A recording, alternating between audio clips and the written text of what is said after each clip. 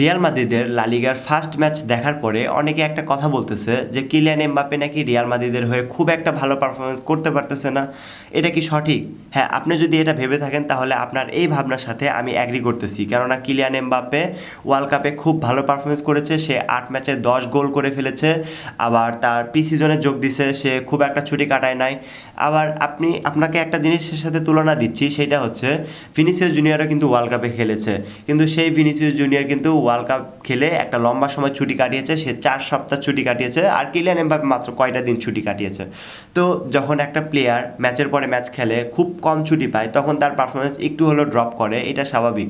কেননা যখন কোনো প্লেয়ারকে ছুটি দেওয়া হয় নাই, সেটা স্বাভাবিক, মানে এটা সবাই জানে, সবাই বোঝে এই জিনিসগুলো, যে ছুটি কম পাইলে তাদের পারফরমেন্স ড্রপ করতে পারে। ম্যাচের পরে ম্যাচ খুব যদি বেশি হয়ে যায় তাহলে একটু পারফরমেন্স ড্রপ করতে পারে, কিন্তু এটা সাধারণত সীমিত সময়ের জন্য হয়। এটা লং লাস্টিং করে না। যে অফ ফর্ম, যেটা অফ ফর্ম কখনোই লং লাস্টিং করে না এই ধরনের প্লেয়ারদের ক্ষেত্রে।